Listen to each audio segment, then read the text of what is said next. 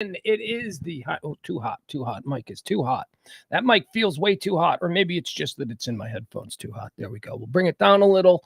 We'll do that up. Hi, everybody. Welcome into the High Noon Rant with me, Pugs Moran. We do this every Monday through Friday. Been doing it for the last 2.5 years, going into year 3 here every day. Hot topics, current events, trends, whatever it is that the headlines are, people are buzzing about. I'm going to give it to you. 2 hours, stream of consciousness. What is that, you say? Well, it's this, me, nonstop, talking.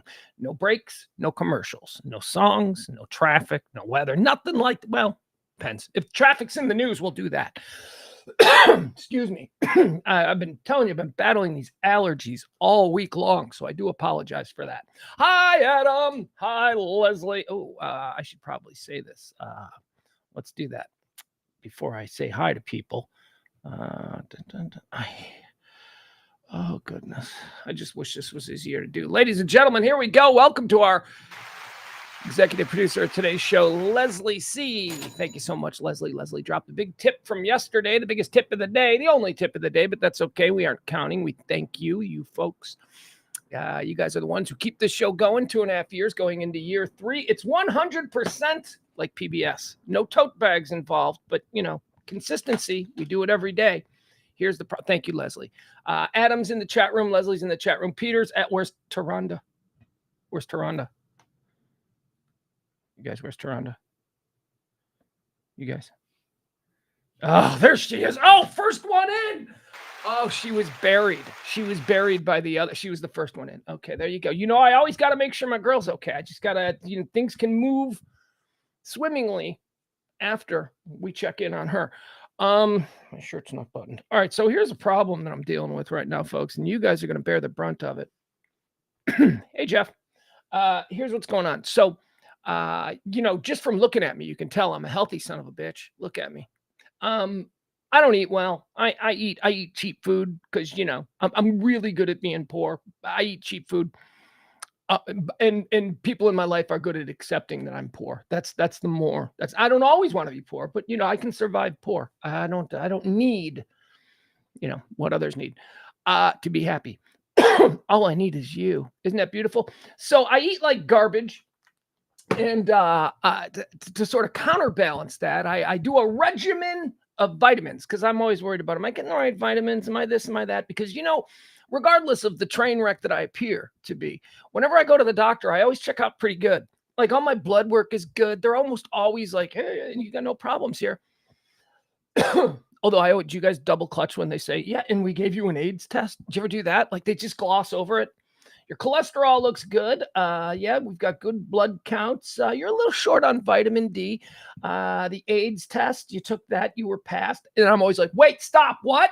What do you mean? You mean there was a chance over the past 48 hours since you drew blood that I might have had AIDS and I didn't know it? I hate that part of it. Anyway, I take vitamins.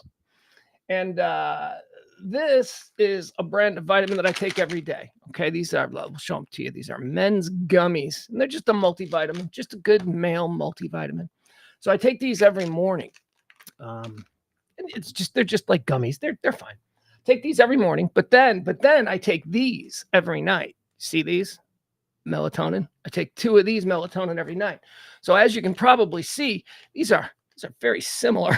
Although one is larger. The one is larger.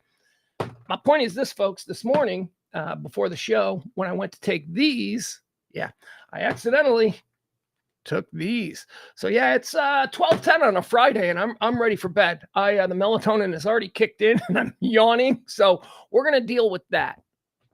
I'm sure we'll get through it. Dustin is here. Hi, Dustin. Hi, Jeff. Anybody else new checking in? Nah, don't see anybody. All right. Here's how the show works. We do it in 4 quarters. We try and bring you up to speed on all the things that you need to know about today. And to do that, I like to break it down so we know what progress we're making in the show. 4 quarters. First quarter is segment 1, something we call Erstwhile on this day. So we talk about things that occurred on this day and, whether or not I'm interested in talking about them for about 10 to 30 seconds.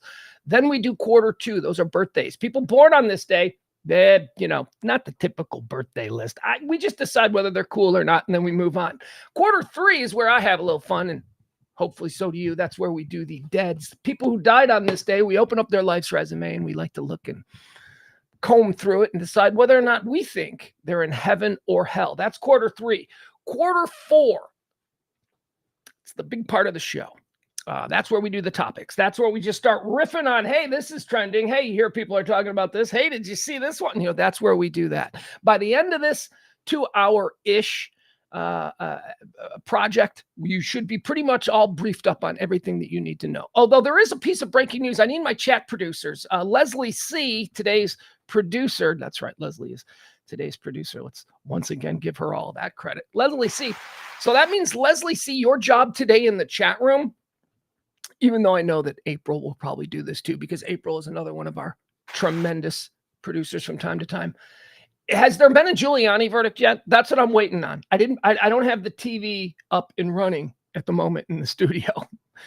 Do I need to? Or can I just rely on you guys? We're waiting on a Giuliani verdict. There's like a verdict. So I just want to know, he's trending. We got to talk about the situation, but we are in a holding pattern waiting on that. So that may break during the show today. Not that it's a big deal, because we don't spend a lot of time in that nonsense, because anything with that dude associated with suddenly turns into that BS divisive political nonsense. And I don't do that here. That's not what we do here on this show. We try to do talk radio the way it's supposed to sound, without everybody being broken down into corners of how they voted. I hate that. So if you'd like to support this kind of talk radio, the kind of talk radio that doesn't really have a home in talk these days, you can drop a little something in the Cash App or the Venmo. I sure would appreciate it. You're the best. Okay, let's move on. Let's do erstwhile on this day, quarter 1, right? That's how we start. It is the 15th day of December, year of our Lord, 2023. December the 15th is the 349th day of the year. 16 days till the end of the year. Fun facts abound here on the Midday Rant. Okay, hold on. Yikes. Can't take that call at the moment. Gonna have to call him back later. Hope he understands. Erstwhile on this day, where we take a look back at all the things that have shaped our understanding of this day. Why do we do it? Well, because the great unknown is out there waiting for us. With every ticking second off the clock, we have no idea what lies around the corner. Maybe if we take a look at the things that have shaped our understanding of this day in the past, might give us a little bit of an edge on what we're to expect in the coming hours, the coming moments, whatever it is. Erstwhile on this day, ladies and gentlemen. Erstwhile on this day in 1791, the United States Bill of Rights becomes law when ratified by the Virginia Assembly. All right, that's a big one. That's a big one, right? That's a big one. On this, what is April saying? On it. She's on it. No verdict yet. All right, thank you, April. April, and we got all the chat people on the Giuliani thing, because I just want to know how that comes down. Appreciate you. Erstwhile on this day in 1836, the U.S. Patent Office building in Washington, D.C. burned to the ground. 1836, burned to the ground. 9,957 patents that were issued in the United States to that point were all destroyed. Yeah. Where was QAnon back then? They did it on purpose. They probably did. I mean, I don't know. I don't know enough about the story. I know that was a history, like that happened in history. I know that like the patents were all destroyed, causing a whole lot of, suddenly dudes claiming they invented stuff when they didn't.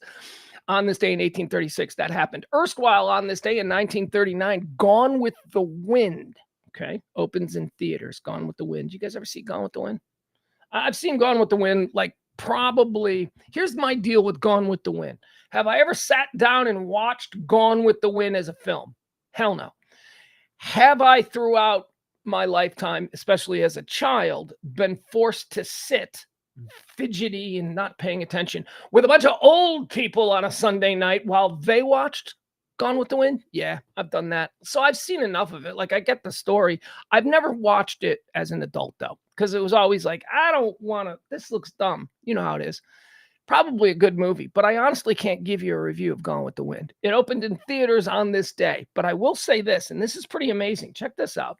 Did you guys realize this? Gone with the Wind is the biggest box office hit of all time. Don't tell me about Avatar or Titanic or Star Wars or all that. Adjusted for inflation, it's not even close, you guys.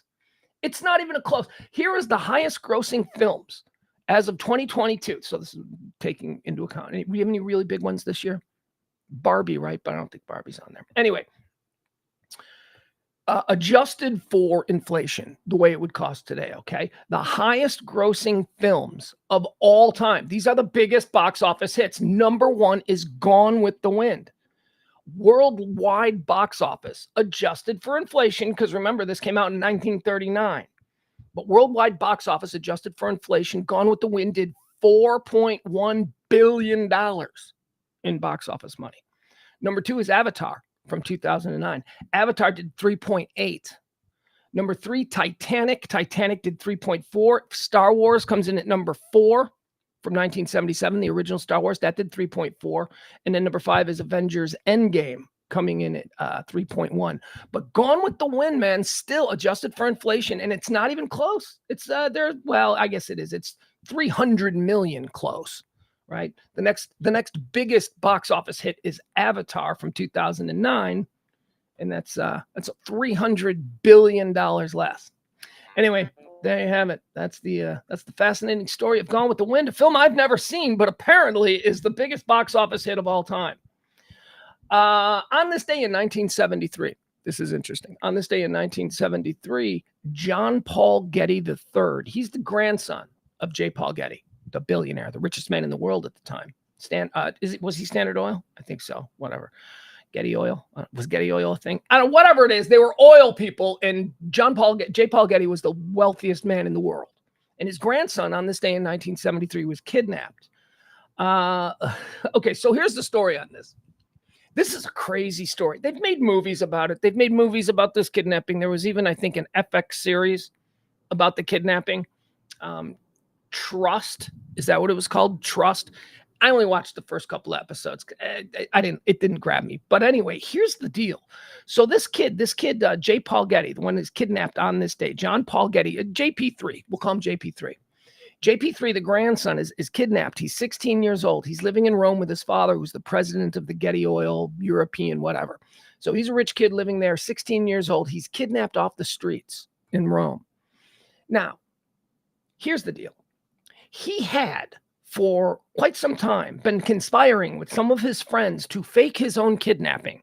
And they had reached out to a number of petty criminals and like losers and sort of pitched them on the idea of, you guys kidnap me. We shake down my grandpa for a couple of $1 million. I get this much, you get that much. We all go our own way. So that was something that he had floated, and they had actually talked to people. Remember, 16-year-old grandson of the world's wealthiest man we're talking about, abducted on this day.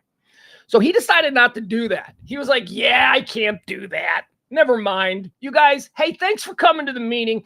But yeah, we're not going to do that. And guess what the criminals did? The criminals went, yeah, no, we're going to do that. That's a good idea. So they actually kidnapped him. He set up the kidnapping and then decided not to go through with it. And the kidnappers kidnapped him anyway, because they're like, yeah, well, screw this kid. It was bad too. They really kidnapped. They cut his ear off and sent it to the press. And here's the interesting thing. So John Paul Getty, the grandpa, he refused to pay. They asked initially for $28 million, the kidnappers. Like, we want $28 million. And Grandpa Getty, the richest man in the world, is like, nah, nope. And here was his excuse. Nah, I got 13 grandkids. He's got 13 grandkids, so I don't care about this one. But the point was actually that he's got 13 grandkids, and that, this would set a terrible precedent. If people start kidnapping my grandkids, what do I got to pay for them all? So he didn't pay. They wanted $28 million. He didn't pay. They cut off his ear. They sent his ear back. Then they said they were going to cut off other things. Like, it got really bad. So here's what the richest man in the world ended up doing. The grandfather of the kidnapped victim, J. Paul Getty. This is why I hate rich people. So the richest man in the world went to his son, not his grandson. His grandson is the one that's kidnapped. Richest man in the world goes to his son and goes, I'll tell you what, I had my people negotiate with them. They're going to take 2.2 million. So they got it down to 2.2 million from 28. And all the kid had to do was lose his ear, because grandpa is like, an arch negotiator. So 2.2 million, which, by the way, is the legal limit for a tax deduction. So that's why he went with that number. So he paid 2.2 million, and they were still short of what the kidnappers wanted. So the richest man in the world loaned his son at 5% interest the rest of the amount of money that the kidnappers would need to get his own grandson back. It's rich people, ladies and gentlemen. That's rich people. All right, on this day. By the way, John Paul Getty III was destroyed by this. He got a really bad infection from the severed ear, and he ended up with pneumonia, and he almost died. And they plied him with like massive amounts of penicillin, so it caused him to have like strokes like for the rest of his life. And any infection that he had, he couldn't be treated with penicillin because he had been dosed with so much of it. Anyway, he ended up dying at like, I don't know, young, fairly young, not super young, like my age. He ended up dying really young, and he had been in a wheelchair for years because of multiple strokes. It screwed this dude up. But whatever, he got the ball rolling. Remember, he's the one who came up with the idea that someone should kidnap me and then shake my grandpa down for money. Well, he didn't know what an a-hole his grandpa is? All right, that was erstwhile on this day in 1973, the sordid tale of John Paul Getty III. By the way, John Paul Getty III, this person that we're talking about, this person that was kidnapped, who had his ear severed, who died very young, who ended up being a heroin junkie after this ordeal, trauma and PTSD and all that stuff. He went through some stuff, man. John Paul Getty III, the person we're talking about, is the dad of actor Balthazar Getty. If you know who Balthazar Getty is, we're talking about his dad. Erstwhile on this day, also in 1973, the same day that J. Paul Getty III was being abducted, on this day in 1973, the American Psychiatric Association votes 13-0. Wasn't even close. 13-0 to remove homosexuality from its official list of psychiatric disorders. The Diagnosis and Statistical Manual of Mental Disorders is altered. Okay, so that was a big thing. Like up until like this time in 1973. So in my lifetime, there we go. So in my lifetime, it was officially considered by the medical that homosexuals were crazy, that they were just nuts. They're fun. They're fun. They're fabulous. We know that. I don't know about crazy. We're all a little crazy. All right, let's do some birthdays. They say it's their birthday. This is where we go through a list of people who had birthdays today. Of course, not all of them. That'd be insane. You know how many people have been born on this day? These are the cherry-picked ones that I think I can rant on. So here we go. Born on this day in AD 37. That's right. We're going deep. Chuck and duck time here, opening up the second quarter. Nero, Roman Empire. Nero was born. Why do we mention Nero? Well, we mention Nero. There's birthdays all the time. There's a lot of Roman empires. We don't mention them all. We mention Nero because Nero might have been the worst of all of them. Modern times, we like to talk about, Osama bin Laden and Adolf Hitler. Before those dudes came around, people were like, what is you, a Nero? Nero was nuts. Let me tell you who Nero was. Well, famously, and I guess we don't know if this is actually true, but it's been attributed to him. It's part of the mythology of Nero. He famously fiddled while Rome burned, right? The burning of Rome. Why was Rome burning? Rome was burning because he wanted to build a gigantic new palace. And there were buildings already there, so it needed to be gone. So he set a fire. Nero did. And that's why he didn't give a shit about Rome burning, because he's like, yeah, we just need to clear it all out so I can build my new fabulous palace. And he was supposedly taking a fiddle lesson when he was informed that Rome was burning. And then the aftermath of that, he just turned around and blamed the Christians. He was like, yeah, the Christians burned Rome, but you want to see plans for my new house that's going on the site? It was that kind of a deal. So when he blamed the Christians, of course, Christians were already not the most popular people in Rome. So he blames the Christians and he goes, all right, so the people are kind of getting angry about how everything burned down. And now suddenly I got a cool ass new golden palace. I got to do something to get the people back on my side. We already blamed the Christians. What can we do? Can I juice that up? So Nero is the innovator who came up with the idea of feeding Christians to lions.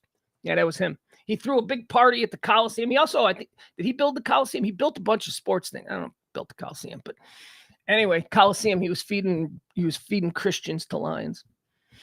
That was on this day. Nero, born on this day in AD 37, born on this day in 1892. Here we go, folks. Coinky dinks, right? I believe in quinky dinks. Here we go. Happy birthday, born on this day in 1892. World's richest man, J. Paul Getty.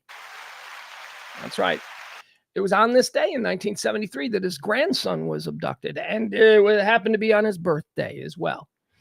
So, which is like, that sort of lends credence to the idea that the kid was in on it, because how would they didn't have Wikipedia and internet. If you wanted to know when the richest man in the world's birthday was in 1973, you had to go to a library and research it, and it took time. So this seems like something like that part of the kid's plan. Yeah, and we'll do it on his birthday, right? That seems like something like only an intimate of his would know. His grandson might know on his birthday. The family's doing a big party for him. Everyone will be there. That's the day you kidnap me. There you go. Did you guys just hear that? Hold on.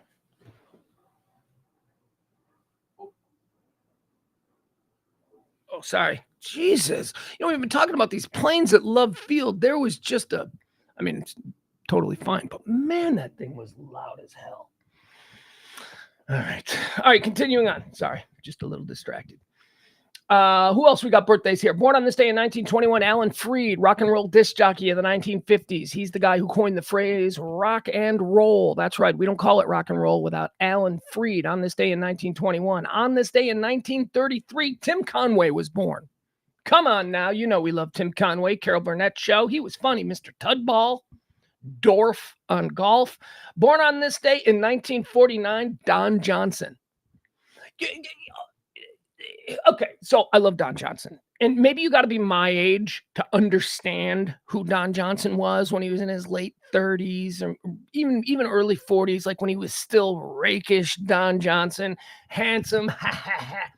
Dude, let me tell you something. And maybe you've never put this together, but I've always seen this. Matthew McConaughey is doing a bit of a Don Johnson from like 1988. Matthew McConaughey's whole, his whole like laid back kind of thing. That's very Don Johnson. It's almost like when Matthew McConaughey was coming up, he looked at Don Johnson, who was a big star, and he went, okay, I kind of like his vibe. I kind of like his energy. I kind of like his, Don Johnson is a little bit more, like a little bit more aggressive, but I always see like there's like a thing there. Happy birthday, Don Johnson. You ever seen him play Elvis? Elvis and the Beauty Queen? Oh my God, you guys. Don Johnson as Elvis Presley in, I don't know, probably like 1986, 87 TV movie, whatever. It was before Miami Vice, I think. It was because he was an unknown. Because they used to, when they made Elvis movies in the 70s and 80s, they used to always cast unknowns. I guess they still do. Austin Butler wasn't a big name guy. And they do that because they want the legend of Presley to not be distracted by the actor playing him. Now, a lot of people who played Elvis turned out to go on to be names, like Kurt Russell famously. Kurt Russell, before he was a household name, Kurt Russell was Elvis in the best Elvis movie. That was the best portrayal of Elvis that was ever done, was Kurt Russell. Then Don Johnson in the 80s, Elvis and the Beauty Queen. He was terrible. Don Johnson was terrible as Elvis. Here's what's funny about Don Johnson as Elvis. It's just, when you see it now, it's just Don Johnson, like the dude from Miami Vice, who looks like he's at a Halloween party where he's dressed as Elvis. It's just Don Johnson walking around. It's weird. It's distracting. Moving on. Happy birthday, Don Johnson. Born on this day in 1949. Born on this day in 1950, Melanie Chartoff. Do you remember Melanie Chartoff? No, you don't. I do, because she was on TV and I always thought she was cute and I was little. Melanie Chartoff wasn't she one of the stars of that? Wasn't she? I should say it more declaratively. Melanie Chartoff was one of the stars of Not Necessarily the News. I don't know if you remember, that was an HBO sort of parody news show that was on in the 80s. She was cute. Born on this day in 1955, happy birthday to Paul Simonon. Paul Simonon, bass player, The Clash, one of the coolest. There you go. Born on this day in 1991, a big old happy birthday to Elena Haim. Elena Haim of the singing group Haim. She's an actress. She was good. I was skeptical. She was in the P.T. Anderson film. I don't know, Confetti Spaghetti or whatever. Whatever the most recent one? Not Mystic Pizza, Spaghetti Pizza, Mushroom Pizza, Psychedelic Pizza. I don't even remember. Whatever. It's good. Escapes my name.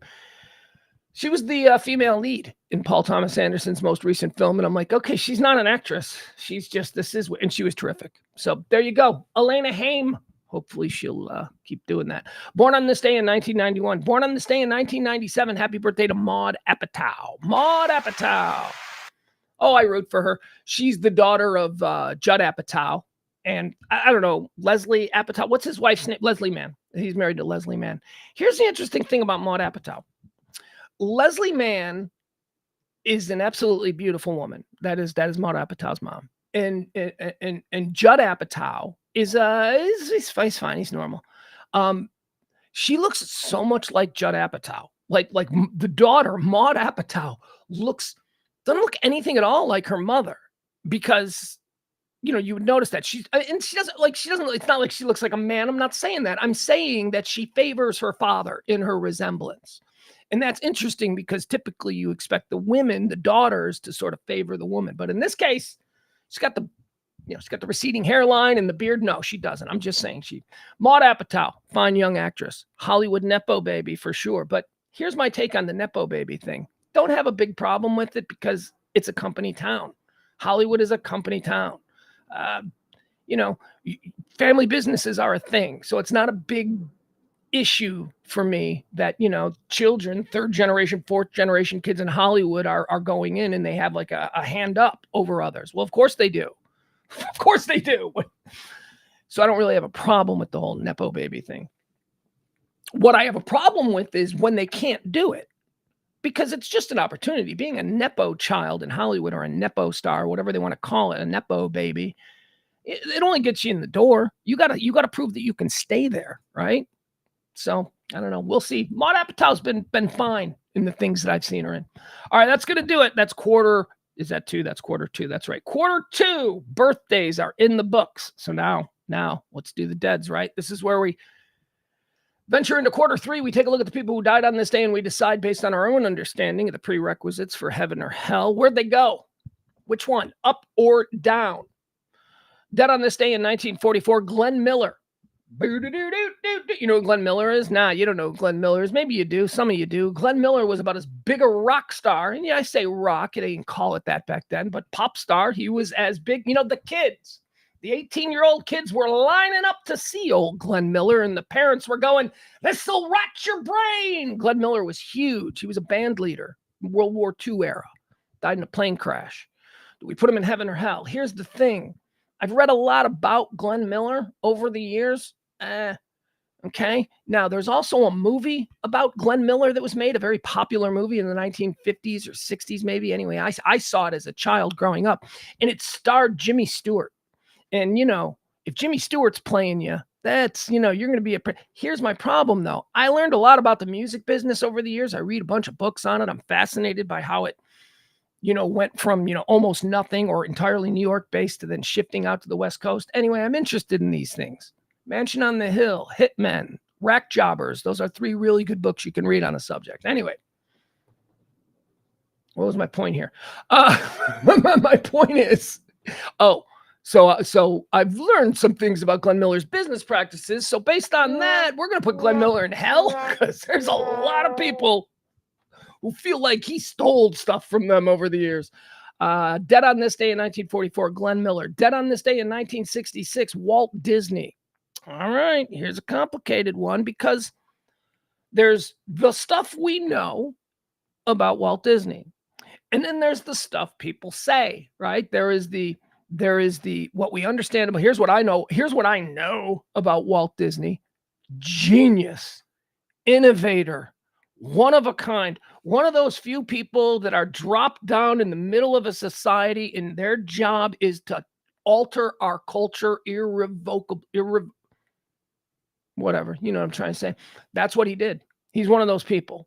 Chariots of the Gods. There you go. That's a book you can read if you want to know what I'm kind of talking about here. He's one of those people. He's one of those special people who was put here for a reason, to change the way we see, the way we look, the way we do, the way we this, the way we that. So for all of that, I'm like inclined to certainly put Walt Disney in heaven. But then he didn't like Jews and stuff, and he wasn't really big on blacks. Kind of had a white power streak to him. I don't care. Walt Disney is going to heaven, because what we do know is that he made a lot of little kids happy. Made a lot of people happy. Happiest place on earth. You want to be interesting when talking about Walt Disney. You'll probably start discussing all of those fringe subjects. Well, that he was, he grabbed chicks' asses in the office. Don't pay attention to that. Look at the greater body of work. Walt Disney's in heaven. There he goes. Walt Disney. All right. Dead on this day in 1966. Dead on this day in 2003. Keith Magnuson. Keith Magnuson, ice hockey player, big star, big star. Keith Magnuson, I mentioned because I famously got beat up by Keith Magnuson, and then one of my friends, not knowing it was a bit, famously then beat up Keith Magnuson for me. It was at a golf outing party, and I was saying goodbye to a table full of drunk former Chicago athletes. And I'm like, all right, guys, I got to get out of here. Good seeing you. And Keith Magnuson, who was wasted, he was a fun guy. So Maggie rises up and he grabs me and he goes, Pugs, you don't leave until I tell you. And he grabs me by the shirt collar and starts shaking me because, and he's drunk and he's having fun. He was a regular on our radio show. I was away. This wasn't like, he wasn't going to put me in the hospital, but this is how these alpha male alcoholic weirdo hockey players from the 1970s express kindness, if you will. It was like, you ain't going anywhere. And he started shaking me. And then everyone at the table started going, don't let him leave, kick his ass. I got Kevin Butler, I got Jim McMahon, I got my boss. They're all like, kick his ass. And I'm like, okay, here we go. Now I got to deal with drunk Maggie, Keith Magnuson. Well, I was with my friend Tom. Tom, by the way, who you might be interested in knowing, yesterday's executive producer of the show, Mama Beller. Yeah, this is her son.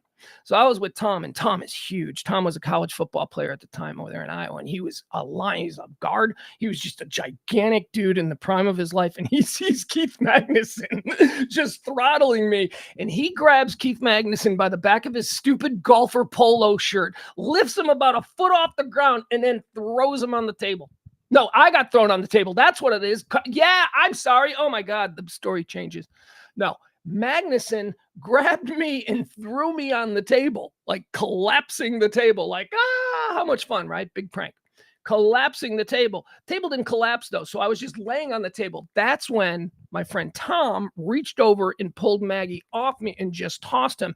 In the minute he was probably 21 at the time. The minute my 21-year-old friend grabbed this, 58-year-old broken former hockey player and just tossed him across the room, that's when all the other athletes, all the other people at the table, they saw this and they all rose up at the same time and went, oh no, hey, we're just playing here, man. Hey, calm down. And I'm smiling and I'm looking at my friend Tom and I'm like, we should clean house with these old bitches. Let's fucking go. Let's roll. Let's just start throwing haymakers, man. I want to punch Jim McMahon in the face. It was like that. That was fun. That was one of my favorite memories. My boy Tom did that. My boy Tom, you got to have boys who will come to you. You got to have boys who will have your back, even if it means they've got to beat up one of their childhood sports icons. Hey, buddies before dudes who were posters on your wall. I guess that's what we learned from Tom. Anyway, Keith Magnuson's in heaven.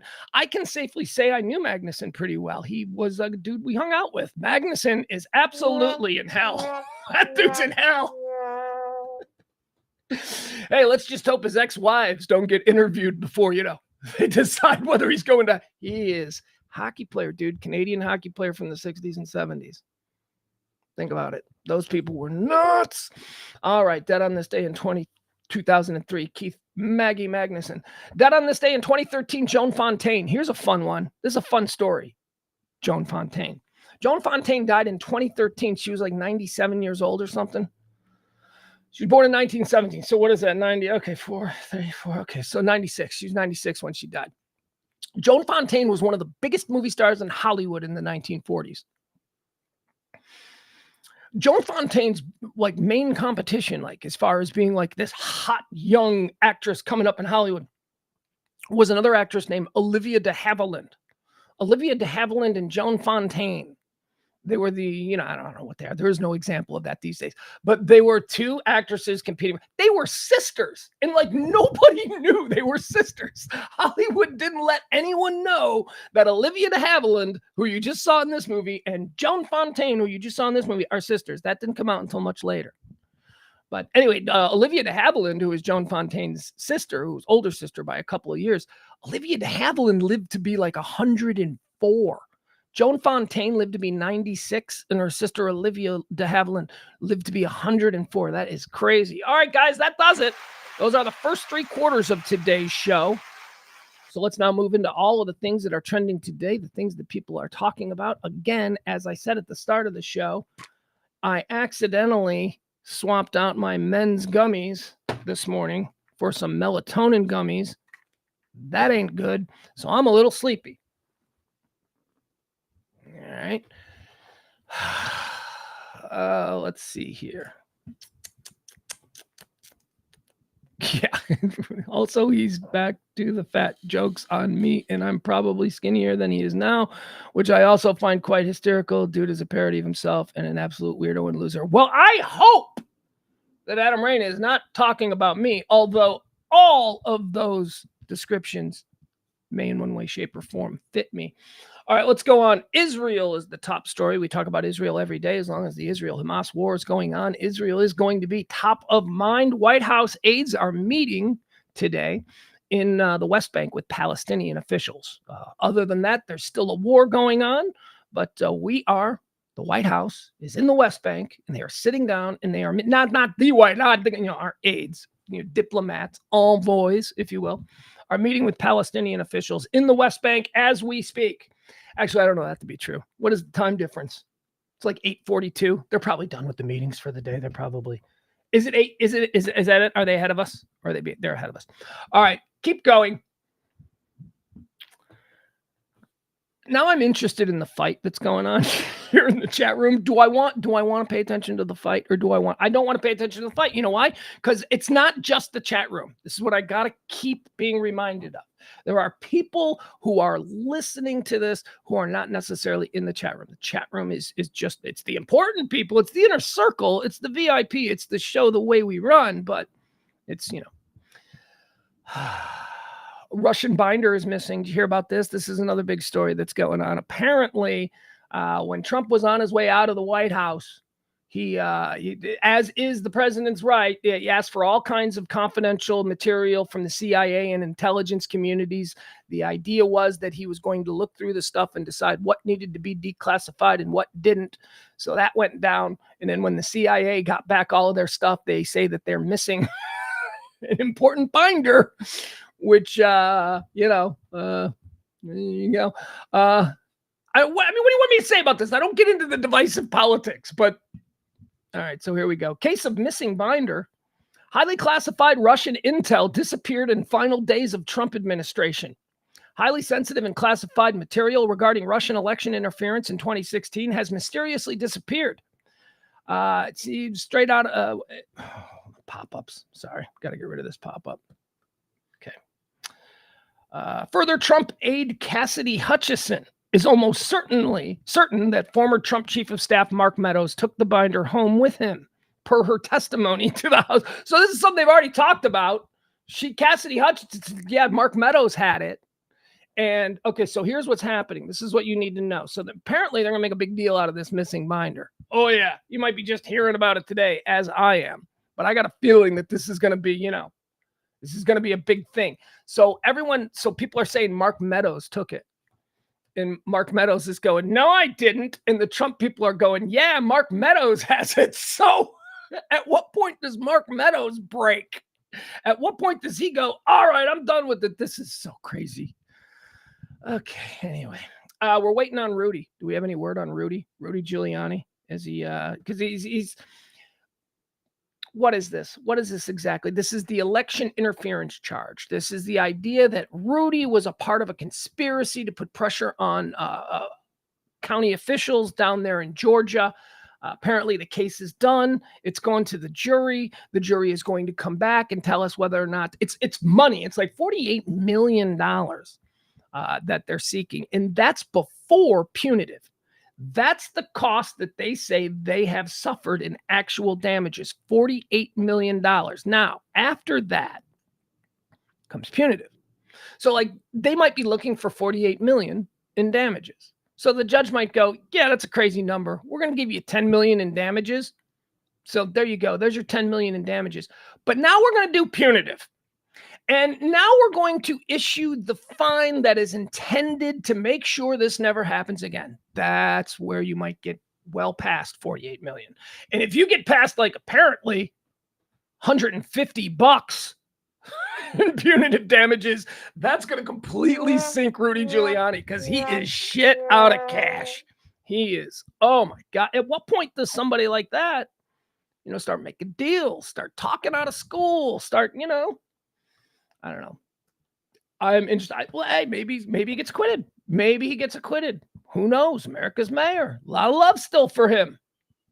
I mean, I don't know where. Well, I do know where. QAnon Telegram channels. That's where there's a lot of love for Giuliani still.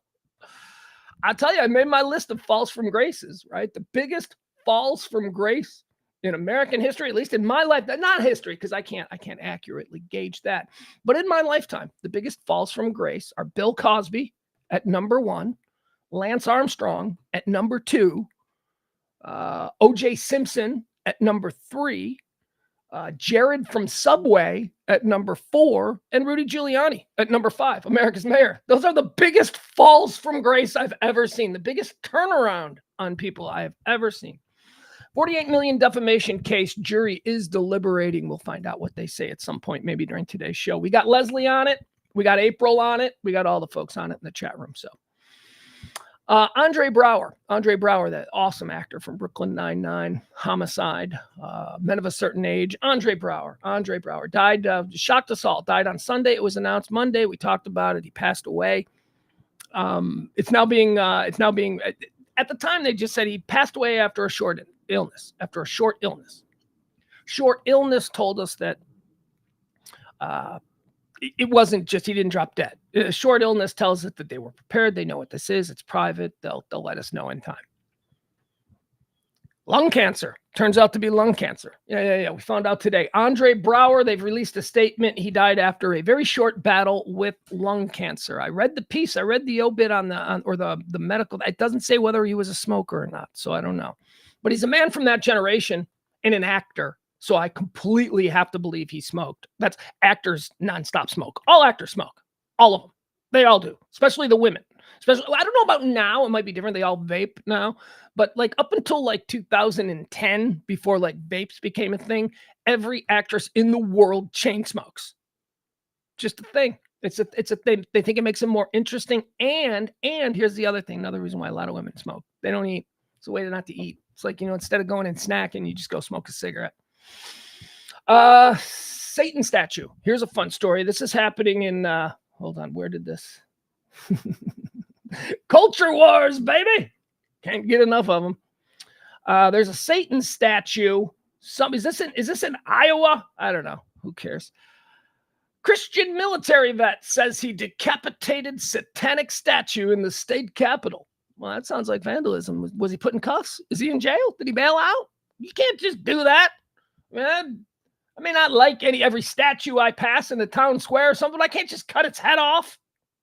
A military veteran says he decapitated the head of a statue Thursday that was put on display by the Satanic Temple at the Iowa State Capitol. I love these people. I love these Satanic Temple people. I don't look. I'm not a Satanist. I struggle with the whole concept of overarching deity and all that anyway. So, but I just the bit. I like the bit. I like the bit of the Satanic Temple. I like that they're because they're not Satanists, because there is no Satan. I like that they're just troublemakers. And this is a thing. They found a loophole in the law that said that if they want to build a statue, they had the public grounds, the state has to approve their statue based on religious freedoms, and they got it passed, and they got the Satan statue up there. And then some good old American military Christian just, took a chainsaw to it because he's a normal person. Because that's what a normal person going about their day does. The statue was that of Baphomet, the body of a man and the head of a goat. I don't know who Baphomet is, but why isn't it Satan? Why isn't it the big guy? The statue was that of Baphomet, the body of a man and the head of a goat, which the Satanic Temple placed in the state capitol building earlier in December in opposition to the nativity scene. Oh, that's what it is. That's a nativity scene. In opposition to the nativity scene that was also on display. See, I don't understand this. I don't understand why they have to ruin the nativity scenes month. Like, this is the month that you get to have a nativity scene. So if the Satanic Temple people don't like that this is the month that they do a nativity scene. All right. So maybe they should think about maybe doing their month in January or February. Why do they got to crash in on the nativity scene month? If they truly believe in religious freedom, they should be perfectly cool with the nativity scene getting their place as long as they are guaranteed a place in response. They placed the state capitol in early December. It was in opposition to the nativities. I just love that there's some idiot who like completely brands himself by ex-military Christian. I kill people and I love Jesus. Like that's the depth of intellect we're dealing with this guy. And he chopped the head off. I mean, it's one thing to feel that way. It's one thing to go, we ought to go down there. It's another thing to actually do it, because the person who actually does it is a fucking idiot. The people who actually think about it and talk about it, that I understand. People spit out crazy ideas when brainstorming all the time. The world may tell Christians to submissively accept the legitimization of Satan, but none of the founders would have considered government sanctions of satanic altars inside Capitol buildings as protected by the First Amendment. Yeah, you're absolutely right. And very few of the founders actually would have supported the same with Christian stuff. Certainly Thomas Jefferson and John Adams weren't about that. No, dumbasses who just cherry pick their favorite little blurbs from history and apply it to their already biased and moronic view. Let's talk about the founding fathers and how they would have felt about the 10 Commandments being in state houses. Let's do that. Okay, Mr. Scholar. But he is right. They probably wouldn't have liked the Satan thing either. The world may tell Christians to submissively accept the legitimization of Satan, but none of the founders would have considered government sanction of satanic altars inside Capitol buildings to be protected speech by the First Amendment. They absolutely would have, especially Jefferson. They absolutely would have. You don't know your founding fathers, my friend. You know who might have been on your side? Like a guy like John Dickinson. Like John Dickinson, one of the lesser founding fathers who we don't fucking remember anymore because they didn't help, because they didn't do anything. Those are the founding fathers that guys like this like to quote. None of the actual ones who got their shit passed by will of the people. The Iowa State Police confirmed. How did this happen? The Iowa State Police confirmed to the Daily Caller. That's right. I'm pulling this off a Daily Caller piece because nobody gins up the idiots like the Daily Caller. Maybe CNN or no, MSNBC. Maybe MSNBC gins up their idiots pretty good, but Daily Caller is really silly. The Iowa State Police confirmed to the Daily Caller News Foundation that Cassidy had been arrested after tearing down the statue and was charged with fourth-degree criminal mischief. Yeah.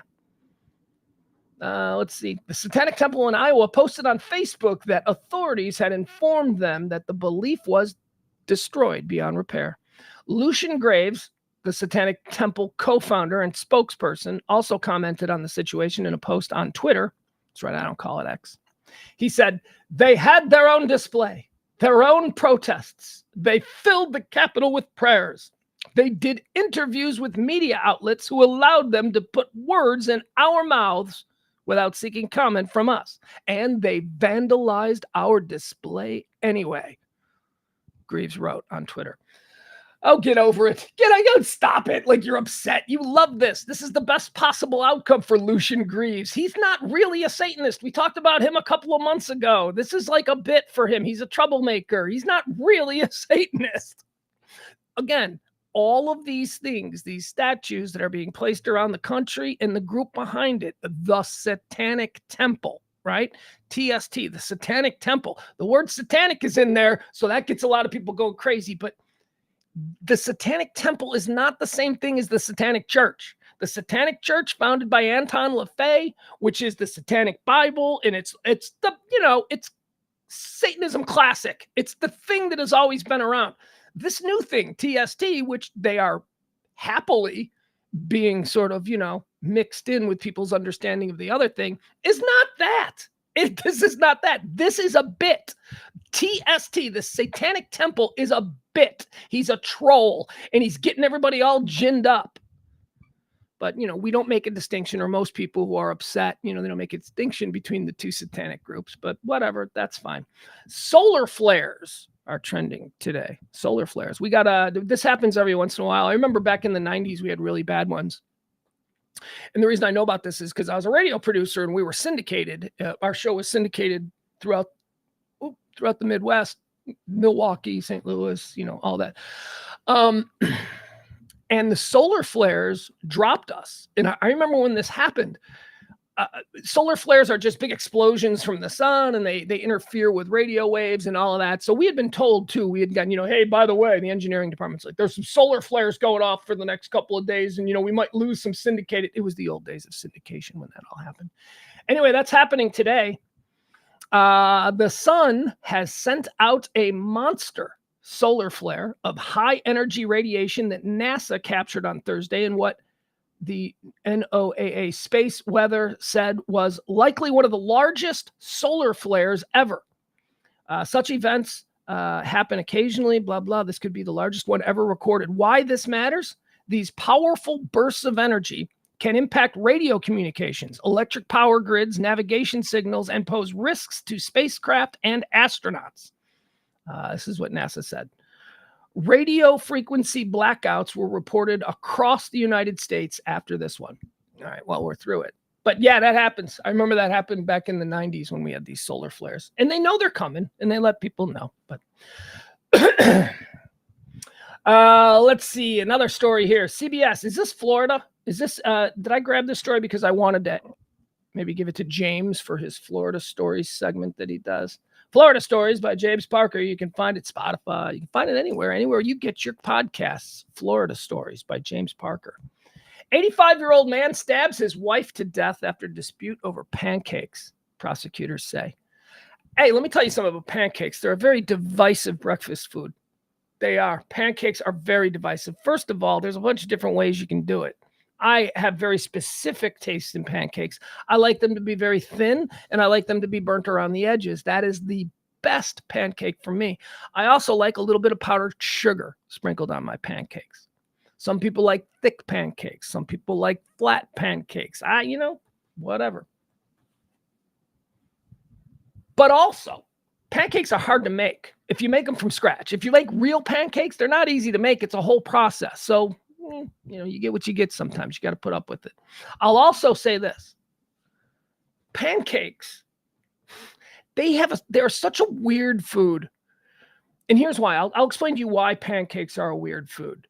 Because pancakes are the one food that every time I've ever ordered them, I've always thought I was going to eat way more than I actually ate. Pancakes are like something that you think you're going to eat 10 of, and then you eat 1.5 pancakes, and you're like, yeah, okay, I'm good. That's done.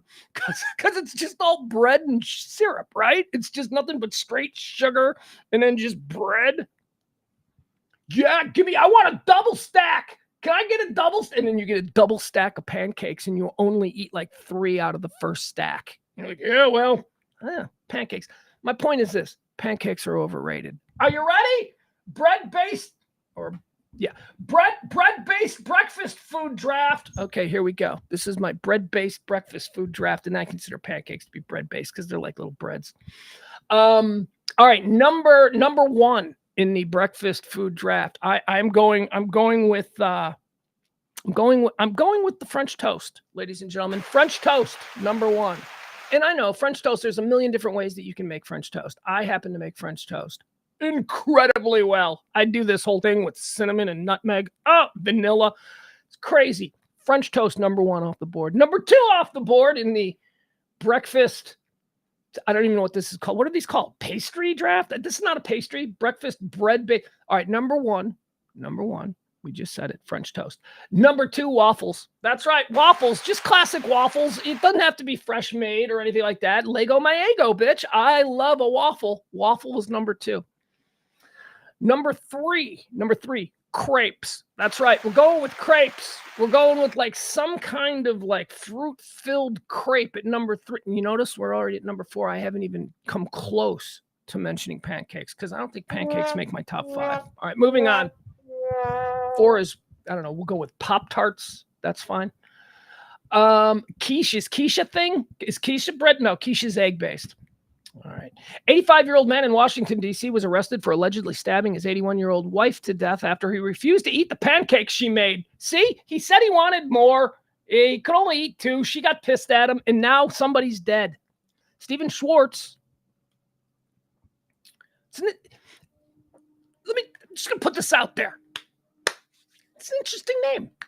Just an interesting name from a guy behaving this way. I expected maybe, Jerry Paul Dickinson, something like that. I did not expect to hear Stephen Schwartz. Stephen Schwartz seems like a name that would not be associated with this kind of behavior, but okay. Stephen Schwartz is accused of fatally stabbing his wife, Sharon Schwartz, at their home Sunday. Let's see. The U.S. Attorney's Office for the District of Columbia said in a statement, he did not want to eat the pancakes she made and stabbed her in the back. Telling you, man, pancakes are hard to make, and you think you want more. And then you inevitably are just going to leap. Dogs always get pancakes. Here, boy. And just dangle it. Syrup drips all over their dog beards. On Sunday, police responded to a home in Northwest D.C. after receiving a report of a stabbing. When officers arrived, they found 81-year-old Sharon Schwartz inside their apartment suffering from stab wounds. Police also found 85-year-old Stephen Schwartz with self-inflicted injuries. So he felt bad about it. Both. All right. I just had a joke. I just had a really funny joke. It was a great one-liner. It made me laugh, but I can't say it. Because I don't trust you people. Because I don't trust you people not to take it in the way that I meant it. It was actually a slam on Catholicism, but okay. So now I can't make that joke. I can't make that joke. Not with Israel and Hamas doing what they're doing. It was a fun joke about guilt. He stabbed himself after he hurt his wife. He got mad. His wife's like, hey, how come you're not eating all the pancakes? And he's like, because I can't eat them all. And she's like, well, I made them. And then he stabs her. And then he feels bad, Stephen Schwartz, for stabbing her. So then he injured himself. And I was doing some guilt jokes. All right, moving on.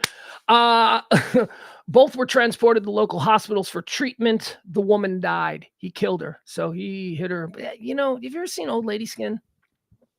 I imagine he stabbed her with a knife in the back, man. He probably could have just split her open like a baked potato if he wanted. Old people's skin gets so translucent. Like whenever I see I used to look at my grandma's hands and I'm like, ugh. How does opening an envelope not cause her to need 15 stitches? Because the skin looks so thin when they get older. So she probably bled out. Terrible story. They're old though. 80-something years, man. We should all be so lucky as to live for 80-something years. If this is the excitement that takes you out, so be it. So be it. 85 years, I wasn't a guy who murdered my wife. On my last day, I became a guy who murdered my wife. We're getting shorter, guys. Are you concerned about this? There's a new study out that says we're getting shorter. I don't want to spend too much time on that, but here we are. Why? Because guys, as I told you earlier today, instead of taking these men's gummies that I thought I took, I accidentally took these melatonin gummies, and I'm slurring my speech, and I'm getting really tired, and I just want to take a nap. Let me show you another thing that I did here. Check this out. So they're like identical, man. One is the melatonin gummy and one is the men's multivitamin. I can't be blamed for accidentally mixing them up. They're normally not even near each other. Like one is by the bedstand and one is out here, but okay. So I'm getting tired. So we might have to wrap the show up a little bit early. I am sorry. God, I gotta go to the store too. No, I don't. I need a nap is what I need. I'll be fine. Let's push on. We're not even almost done, but it's, I'm just telling you. I looked at the clock. It's 1:05 and I'm like, oh, geez, I'm so tired. We're getting shorter. I mentioned that. Oh, God. Do I want to do this story? I've got 2 stories here now that I got to do that I have some real hot takes on, but okay. All right. So we'll do this story. So let's go up to Canada, shall we? Because all the stupid things happening in America should not be our sole property. It's another one of these. What is with swimmers? What is with transgendered swimmers? Why is swimming the sport where this is going on. So in Canada over the weekend, we had a situation where another common sense is not being used. They had an open swim meet. It was all teen girls. It was women's, or I don't even know what it was. And it's probably important that I know before I start. Anyway, here's the point. A 50-year-old trans woman entered a swim meet against a bunch of 14-year-old girls in Canada, and nobody had a problem. Well, the parents all had a problem with it because, come on, man, your little daughter has been training really hard, and now some 50-year-old man, by the way, a 50-year-old trans woman, let's be fair. I'll be respectful in that regard. We have to be, if we want to get people to actually see what's happening here. This is unfair against these female kids.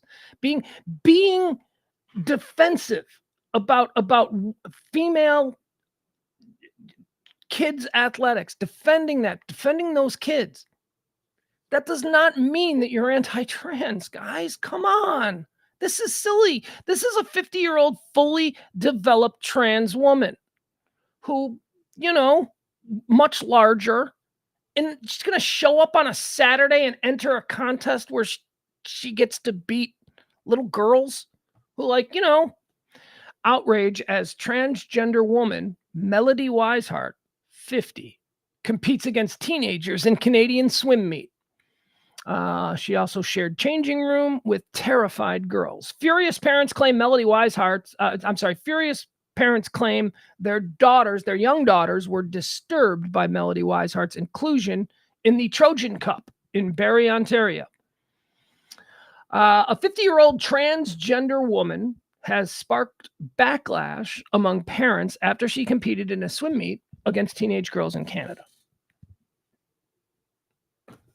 Fuck these teenage girls, right? Because this person, this trans woman, who is, so brave for making this. I mean, imagine living your whole life if you legitimately have this thing where you think you're the wrong gender, and you live your whole life forced to play the role of a gender you're not coming, and then you have to do it, and and you're like, I'm making the change, and this is who I am. That's brave. I couldn't do that. I don't know that I have that. So some respect there. But what about the 14-year-old kids? Well, what about the kids who are just like, I want to see how good I am against another 14-year-old? And now you got a 50-year-old person getting in the pool because they can. Because you wouldn't dare tell me I couldn't. Common sense. It's all just common sense. If you don't think that there is a physical competitive advantage to a fully grown 50-year-old male against a 14-year-old girl, you're crazy, man. You're crazy. If you would take the 14-year-old girl against the 50-year-old man, you're crazy. The men are furious. Parents claim Melody Weishart shared a locker room with their young daughters during the Trojan Cup. Okay, whatever. I get that too. But again, that just seems. We don't need to get into that issue. Let's just get into the issue of competition. Is this fair for a 14-year-old girl who's been working her ass off to be the best that she can to suddenly be confronted with having to compete against a 50-year-old who is biologically a little different? For what reasons? We don't need to go into, but biologically a little different, and 50. And anybody who stands up for these kids is suddenly a hater and a terrible person. That's the most disingenuous support of the trans thing that I've ever heard. You want to support trans people, there are ways to do it. You don't have to support them across the board. We get into this problem with women in the Me Too movement. It's important to listen to women. It's important to recognize that, what's been happening is something that was brushed under the rug. We're not doing that anymore. But listening does not mean advocating for or just blindly believing it, because you know what? Those are the people I'm with. I'm with the people who get all tizified, whatever. Me Too is. Most important thing here is these kids, these teenage kids, not trans rights. In this moment, trans rights supersedes the rights of these children. I don't think so. I don't think that's common sense. I think trans rights compared to the rights of 14-year-old girls is kind of a minor issue. There are a lot more 14-year-old girls on this planet. Yeah. Weishart This is Melody Weishart. This is the 50-year-old who should know better. Weishart, see, this is the other thing. Why don't these people know better? Why don't they realize, go swim against 50-year-old women? That's a whole other thing. Why are you swimming against high school girls or middle school girls? Weishart is a professor at York University. They attended the competition. Although why they? She's a woman, right? She's a woman now. So I'll call her she. The they makes it complicated. I guess they only applies to people who are fluid, right? Who have that, because that's a thing too. Weishart, a professor at York University, attended the competition at the East Bay Community Center and participated in several events, including the women's 1,500-meter freestyle, where she placed second. Okay, she didn't even win. Come on, man. You're going to do this. You got to win. All right, anyway, that's going on. That's a thing. Well, let's take a look, because, you should. Ugh. All right, hold on. Because there are pictures of, a 50-year-old person who was a man for the first 48 years of their life, standing next to a bunch of 14-year-old girls and acting like a champion. Look at me, I'm a champion. I beat this. Where is the victory in that? She came in second. Was she proud of coming in second? Like, I can't believe I came in second. It was so good. Yeah, you beat a 15-year-old. All right, here we go.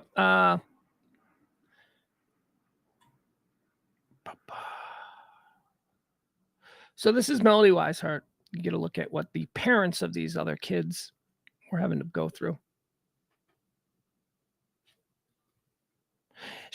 This person isn't wrong for wanting to live this way. This person isn't wrong for going through something that I don't understand, but I will support them. I'm not going to be mean to them needlessly. I'm not going to discriminate against them. I don't understand. The brain is crazy, man. I got stuff in there too. Not this, but if you got this thing, that's fine. Respect. I got you. I don't think we should be, rallying up a posse to come hunt you down, right? And so I will defend you against those kinds of people. But you can't compete against kids. I'm sorry, you just can't. This is just stupid. This is a dumb argument. All right, so here, let's show you some pictures. We'll see what she looks like. Boop. Get rid of that. We'll get rid of that. All right, so there you go. That's Melody Weishart. 50-year-old trans woman, second place swimmer. Second place swimmer. Here, there's some pictures of the actual event, so we'll show that. All right, so yeah, I guess this year, I don't know how well we're going to be able to see that.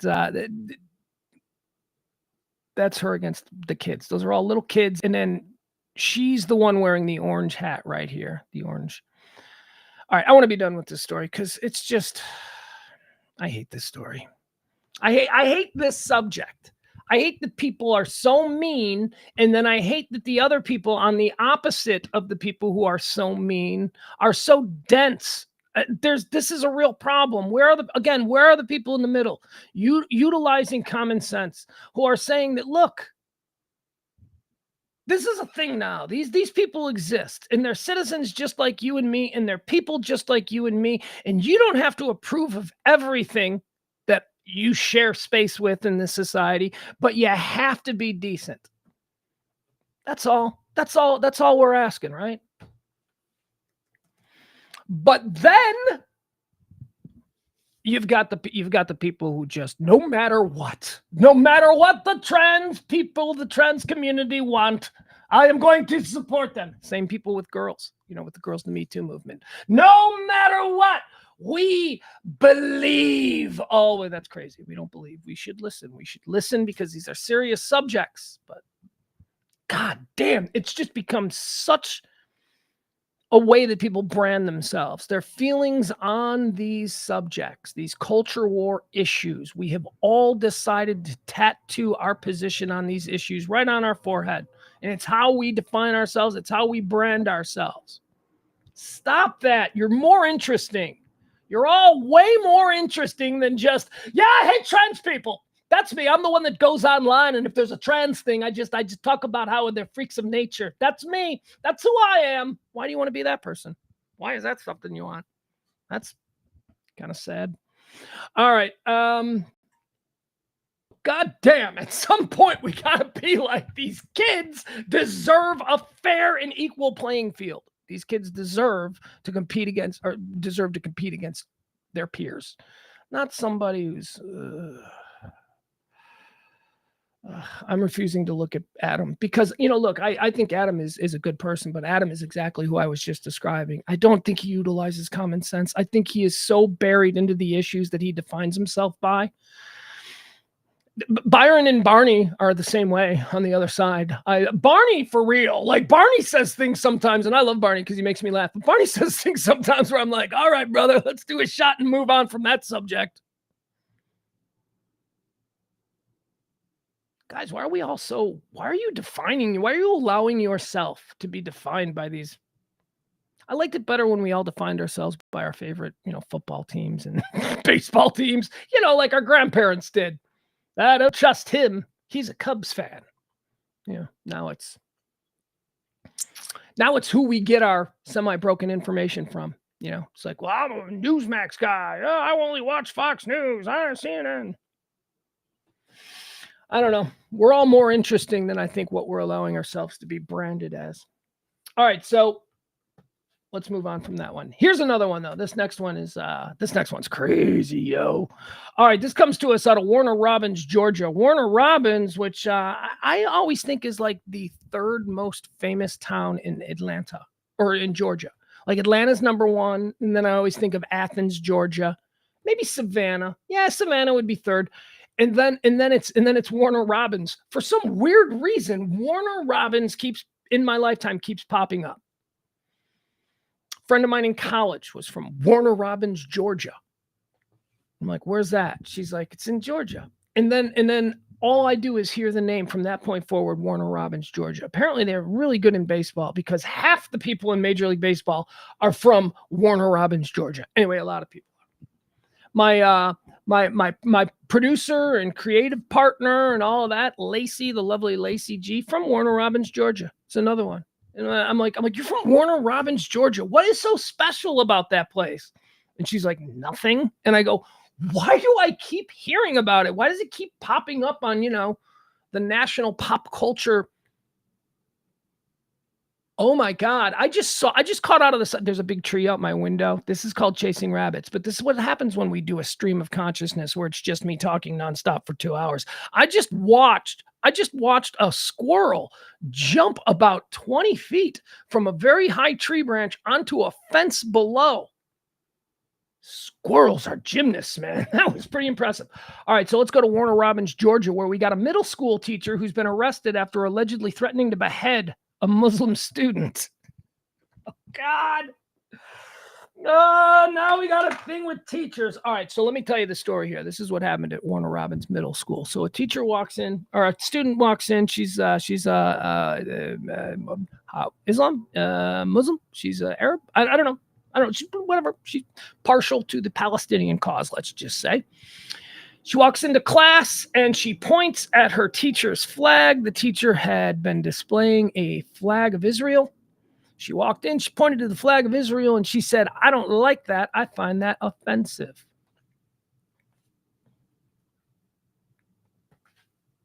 I get it. If you're Palestinian, certainly would find that. I don't know if she's Palestinian, but I can see how, Arab people, given the current climate of what's going on and what we're seeing, I can understand how someone might feel that way. You, Jewish teacher in Warner Robins, Georgia, displaying that flag of Israel, I find that offensive.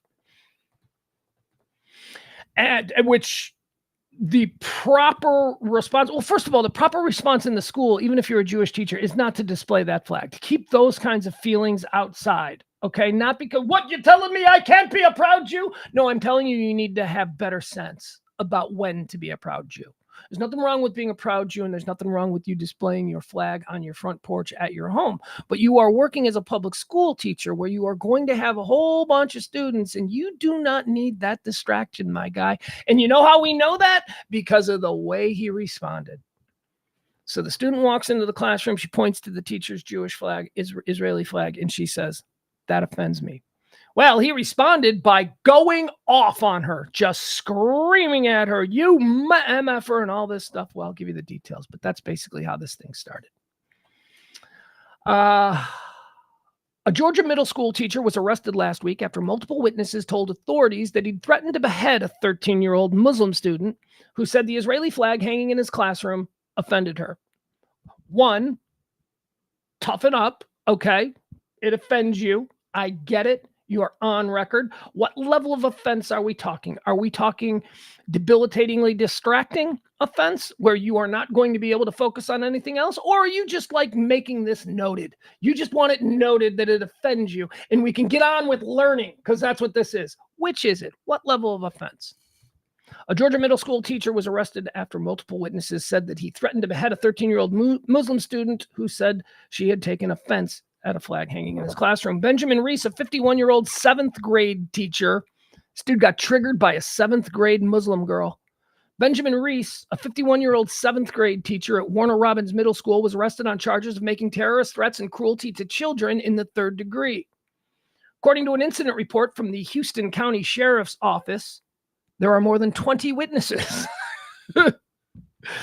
Benjamin Reese, he's a 51-year-old 7th grade teacher at Warner Robins Middle School.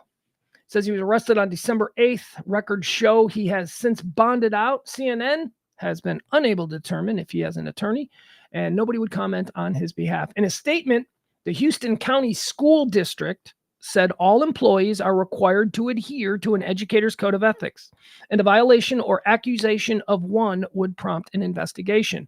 While we are not able to discuss specific personal matters, we can share that Mr. Reese has not been on the campus of Warner Robins Middle School since December 7th, 2023. Safety and the well-being of our students and staff is our number one priority. So here's the incident. Here's how it played out. This is from the police report. It says sheriff's deputy who was on duty at the school the incident occurred cites several witnesses who said they heard Reese shouting profane threats at 3 female students in the 7th grade hallway on December the 7th, including "you mother effing pieces of shit," or "I'm gonna kick your little asses," or "I should cut your mother effing head off." So the teacher goes off on the student who walks into the class and goes, "That flag offends me." And he goes off on that. He's triggered. Student leaves the classroom. Teacher follows the student out of the classroom. Students are now walking down the hallway. I guess there's 3 of them, it says here, are walking down the hallway away from the teacher who is now in pursuit, leaving his class unattended, but he's out. He's chasing him down the hallway. And 20 witnesses who went on record saying that this is what he was saying: "You motherfucking piece of shit. I'm going to kick your ass. I should cut your motherfucking head off." So imagine that. Let's just eliminate everything else that we know and just imagine that. All of a sudden you are in school and you see a teacher following a bunch of your fellow classmates screaming that. Imagine you're a student. Imagine you're another teacher. You're another teacher who comes out and you're like, "What the hell is going on?" He snapped. This was a person who snapped. This is a person who was capable of anything in that moment, because that is certainly not the behavior you would expect from a guy who's, they said heretofore, had been a very well and highly regarded teachers. Well-liked, highly regarded. Another teacher who was tutoring students in the next classroom reported hearing Reese call one of the 3 students "my anti-Semitic friend." The teacher said the students began walking down the hall and Reese started yelling at them. He started screaming, "You disrespected my flag." Reese began walking back to his classroom, the teacher added, when she says she heard him yelling, "She is a stupid mother effer, and I will drag her by the back of my car and cut her effing head off for disrespecting my Jewish flag." A separate adult witness reported to the deputy she heard Reese yell at the student, "You don't make an anti-Semitic comment like that to a Jew," and later shouting in the hallway that he would slit her effing throat. When talking about students, the teacher in the hallway said Reese was yelling loudly and cursing down. All right, so crazy teachers, man. God, man. And that is 100% on him because, a student walks into your class, you're a Jewish man at this time, you've got your flag. That's problem number one. I'd be like, why are you doing that? Why are you doing that? Do you want to have a conversation about it? Can you, Mr. Reese, can you have a conversation about it? Or are you just expecting the conversation that you have with these students to go completely in your direction? Why has he got the flag? I mean, obviously he cannot handle a conversation. When one student said that she was offended by it. And by the way, normally I roll my eyes at that and like, oh, just kids looking for attention.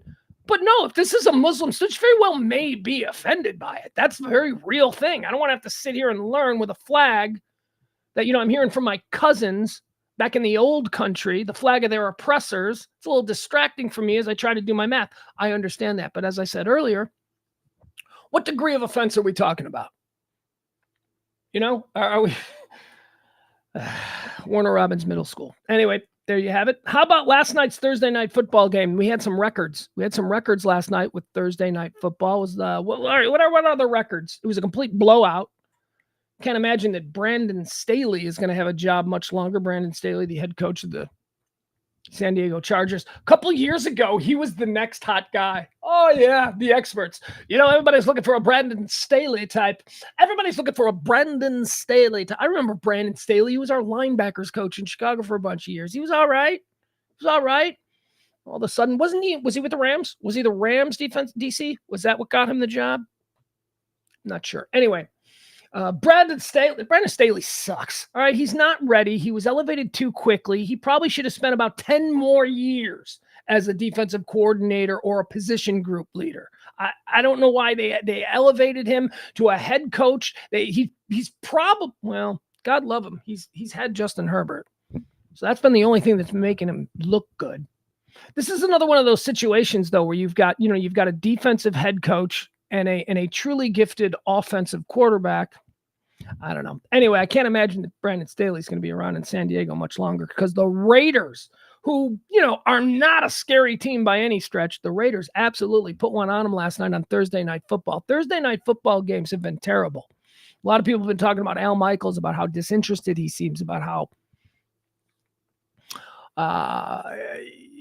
he is checked out on games and all of that because the matchups have been terrible. The Thursday Night Football matchups have been really bad. It's been like the Carolina Panthers versus the Washington Commanders. Nobody cares about that, and Al Michaels doesn't care about that. He's the, do you believe in miracles? He's that guy. He doesn't need to be calling that garbage football game on a Thursday night. Oh, but he did take the money, so I guess he does need to be calling that. So moving on. Last night's game was exciting. Exciting if you're a Raiders fan and horrible if you were a Chargers fan. But the Las Vegas Raiders accomplished a feat no other team in the 64-year history matched on Thursday night, making the Thursday Night Football blowout victory over the Los Angeles Chargers all the more surreal. Vegas scored 63 points in the 42-point win over Los Angeles, the most points scored in a game in Raider franchise history. It was also the most points scored, or the third most points ever given up by the San Diego Chargers. Vegas scored 42 points in the first half, just 4 days after being shut out. That's the most points by any team in NFL history in the following game after being shut out. I hate those. Those are fun facts. They're not stats. We make it different. We make no distinction. Here's a stat for you. No, that's not a stat. That's a fun fact. It's a fun fact that no team in history has ever scored that many points after being shut out in the previous game. That's not a stat. How do you quantify that as a stat if it's the first time? It's a lone exception. 8 different players scored touchdowns for the Raiders in the win, tied for the most. Should I go back and watch this? Because I stopped watching it at 9:00. We came to do the Radio Misfits show, myself and Parker, last night, and I was watching the game, and I'm like, holy jeez, it was getting out of hand already. Do I need to go back and watch it? Was it at least exciting? Like, were there fun? I'll watch the highlights. That's what YouTube is for. All right, Thursday Night Football finally delivered something that people are talking about. Because let me tell you, they haven't done that. All right, here we go. This is the last one we got. We'll do this one. This is the last one. We're going to end up the show here. This is interesting. Okay, so here's a study. This was put out by, let's make sure we see who this is. Mensa. Woo, Mensa, in collaboration with Cambridge University. Oh, that's not it. Yep. All right. So you know what Mensa is? Mensa is the organization for smart people. It's like a club. It's like an international club that you join and you say, I want to be with you. And they say, are you smart enough? And you're like, yeah. And then they make you do tests. They give you all these tests and all this stuff. And it's hard to get in. My mom was in. My mom's a Mensa, or was anyway. I think she did it to meet like smart guys, but I don't know. Anyway, I don't know if she ever went to any of the meetings. I just remember that from when I was a kid. So that's what this poll is. This not poll, but it's an evaluation. It is the smartest cities in the United States. These are cities in the United States that have the highest concentration of smart people. Smart people, a bunch of factors. Hold on. Boom, boom, boom, boom, boom. Education and all that. Are you ready? Let's go through the 10 smart. Why won't this work? There we go. Let's go through the 10 smartest cities in America. Here we go. Number 10. Ladies and gentlemen, can I present to you Austin, Texas? Huh? How about that? Look at that. Austin. There are no other places in Texas on this list, though. Austin comes in at number 10. Incidentally, for my Chicago friends, we came in at 25. Chicago came in at 25 as the 25th smartest city. And for my Dallas friends and the people who live here now, Dallas did not make it. It did not make the list. But that's okay. A lot of other cities didn't make the list either. Moving on here. Number 2, second, or number 9, I'm sorry. Number 10 smartest city in America is Austin, Texas. Number 9 smartest city in America is Seattle, Washington. Seattle makes sense to me. It's tech, hubby, high education, colleges, that kind of thing. Seattle is number 9. Number 8 on the list of the smartest cities in America, Raleigh, North Carolina. I get that. So it's a research area. Raleigh, Durham. What do you got there? That's Duke University. That's University of North Carolina. Where is NC State? Is that somewhere in there too? But that's a very big research area. A lot of super smart people live in Raleigh, Durham. So that makes sense. Number 8, Raleigh, North Carolina is the 8th smartest city in America. Number 7 is Boston. Now, Boston had always been believed to be number 1 because of Harvard and MIT and all of that stuff. There was a lot of big, well-regarded institutions of higher learning there in Boston, so a lot of smart people live there.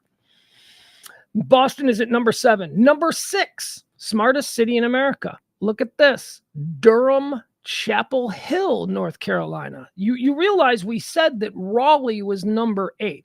That Raleigh-Durham area. That's now we've got number 6. So Raleigh is number 8. Raleigh, North Carolina, 8th smartest city. And then Durham, Chapel Hill, which is right there in Raleigh, is 6. Number 6 smartest. Number 5, where I want to go and retire. You guys know where I want to retire to, where I want to live? Madison, Wisconsin. That's right. Medtown comes in at number 5. That's interesting to me because that's good. That's good because Madison and Austin are like the 2 places. I'm like, look, if I ever just gave up and just needed to go somewhere and wanted to be a citizen of a certain city, Madison, Wisconsin, and Austin, Texas are those 2 places that I would go. Austin, number 10, Madison, number 5. No dummies. I like it. Both the places I'm going to go get old and die in. Not a lot of dummies, apparently. Although I've been to Austin. I know there's a lot of dummies in Austin. I've also been to Madison. There's quite a few dummies in Madison. Number 4 smartest city in America, San Francisco. San Francisco comes in at number 4. Number 3 smartest city in America. Yeah, if they're doing this by education, and one of the big movers in this poll is whether or not you have a advanced degree, like higher education, PhDs, masters, that kind of stuff, that affects it a lot. It makes perfect sense that number 3 is Washington, D.C. Why? Because everybody in Washington, D.C. is a lawyer. Everybody in Washington, D.C. has an advanced degree. They've got a law degree. They've got something that would make sense. Number 3, Washington, D.C., best educated, smartest city in America. Number 2, best educated, smartest city in America, San Jose, Santa Clara. Isn't it Silicon Valley? Isn't that whole thing? Like that area? It is, right? Those are a bunch of like smart nerds. So number 2, all the smart nerds up there, San Jose, Santa Clara. The number 1 This is going to do it. The number one smartest city in America, as judged by Mensa in a study performed by Cambridge University, Ann Arbor, Michigan. That's right. The home of the University of Michigan. I don't know why did Ann Arbor? Ann Arbor came up a couple of weeks ago on the show. I was talking about it, and I said, man, Ann Arbor is like such an amazing college town. I was just talking about how great Ann Arbor is. Ann Arbor, Michigan. First of all, it's gorgeous. Excuse me. It's like in the middle of this valley with trees and all that stuff. It's great. All right. Anyway, Ann Arbor, Michigan. There you go. Smart. A lot of smart people at the University of Michigan. A lot of smart people, a lot of graduate degrees, a lot of people, all out of that kind of thing. There you go. Smartest cities in America. Austin, Seattle, Raleigh, North Carolina, Boston, Massachusetts, Durham, Chapel Hill, North Carolina, Madison, Wisconsin, San Francisco, the District of Columbia, San Jose, Santa Clara, and your smartest city in America, Ann Arbor, Michigan. All right. That's going to be it. That's all we got. That's all we got for today's show, but I do have a programming note for you. I don't think it's not going to affect the shows.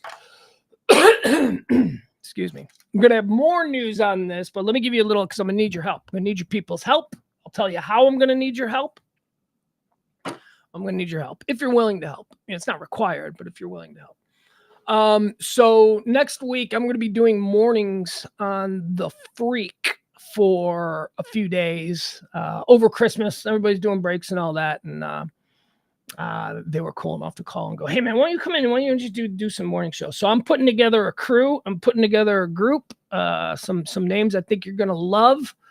And we're going to do that for a couple of days next week. I think it's Wednesday, Thursday, and Friday. And then possibly the next week. I don't know. We'll see.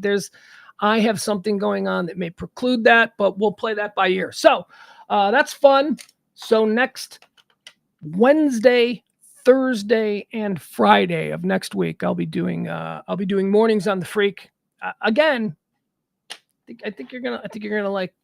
I'm not giving all but I think you're gonna. It's not this. It ain't gonna be this. It's gonna be more of like what I would do. They're awesome. I love those folks over there. So I'm just so flattered that they thought to give me a call and just said, hey, we're going to do some fill-ins for the first time. We usually just do best ofs, but we'd love it if you would come. And I love that. So thank you so much to those people. What a wonderful group of guys over there to even think of me. What else do I need to say? There was something else I wanted to mention. There was some other big. So anyway, the Freak 97.1 Wednesday, Thursday, Friday. I'm going to be doing mornings. What time? Isn't that like 6 a.m? Yeah. That's okay. I started doing mornings. I mean, my first, I did mornings for 2 years. I did mornings as a producer. I produced a morning show, very successful morning show. I produced a morning show in Chicago for 2 years, syndicated. It was great. It put me in the hospital, literally. I'm not kidding. Those hours in the lifestyle that I led, in the lifestyle, I wasn't shooting heroin behind Denny's at 4 a.m. No, the lifestyle that I led was we did a morning show, but we were also very big in the community. We had to go out at night. There was very little sleep. I ran my health down. I contracted mononucleosis. Ugh. Did you guys ever have mononucleosis? It's like, it's the worst thing I've ever gone through. I had it for 2 years and it just made me so, and it came from mornings. It came from working that crazy morning schedule. I don't mind it though. Now that I'm older, I think it's a little bit easy. And certainly it would be easier if I wasn't out in a bar until midnight, the night before. Go, who wants free t-shirts? I got to wake up in 3 hours. It was all part of the job, but it killed me. So I'm looking forward to trying it again. So the Freak. Appreciate you guys. And I'm going to need your help on stuff. And we'll talk about more of this as we move forward. Also, it's not going to stop. We're still going to do shows next week. Like I'll do the morning show over there. And then at noon, we'll still do the high noon show. So I wanted to make that clear that that's not going to affect anything that we do here. If anything, it's going to affect the nighttime show because I'm going to need to be going to bed at like 9, 10 o'clock. And I don't know. We'll figure that out as we move forward.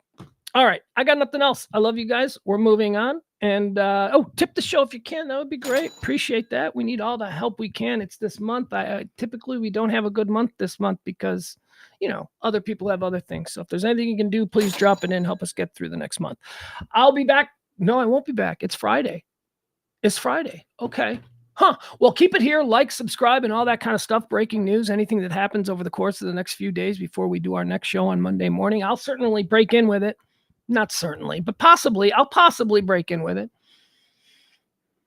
Anything else? I think we're good. All right. I love you folks. Have a great weekend. Okay. We'll see you on Monday. Bye.